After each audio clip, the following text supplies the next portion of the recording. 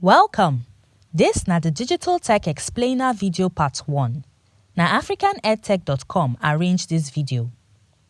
This video na for people wey just dey start for tech. My name na Mimi Digital. To show my support for our African people wey dey tech, I don knack my native cloth. I wan make una know say this na one out of the 5 videos wey I bring for una. For this particular video, we go start from the simple things dem. See some questions wey fit dey your mind and you go wan know the answer to these questions by the time you watch the video finish. After you watch this video finish, your mind go strong to know where you go start. Make we start with simple things wey tech people dey use talk. You don hear people talk about hardware and software. These two things get parts wey you fit see and the parts wey you no fit see. You go also hear people talk about front end and back end. I wan make you know say e get some parts of software and hardware wey you fit see. E get some parts too wey you no fit see.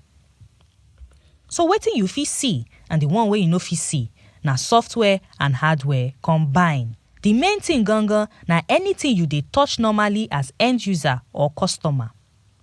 Anything wey you dey use as end user, dem dey call am software interface or you fit call am user interface.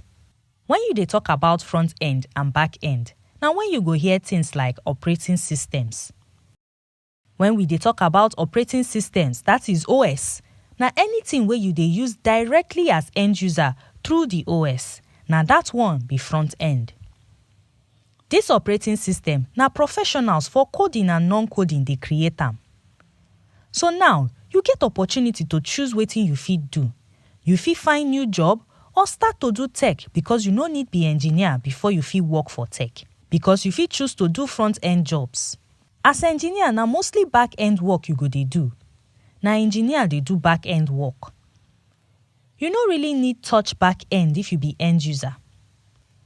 The operating system wey go make the back end and front end work together na normally Android or iOS or Windows.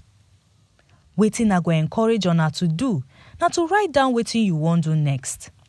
Then write down some things wey you no know before you watch this video. Then gather mind and decide. Ask yourself, how e go be from here? Here na to help you make up your mind about wetin you wan do. You fit take screenshot. You fit also try the tech aptitude test for our website. I dey encourage you to do something. Try make small moves so that you fit move forward for your digital tech journey. Thank you for watching. Part 1 don end. Abeg click to watch the next video. Thank you. Voiceover provided by Candace Voices.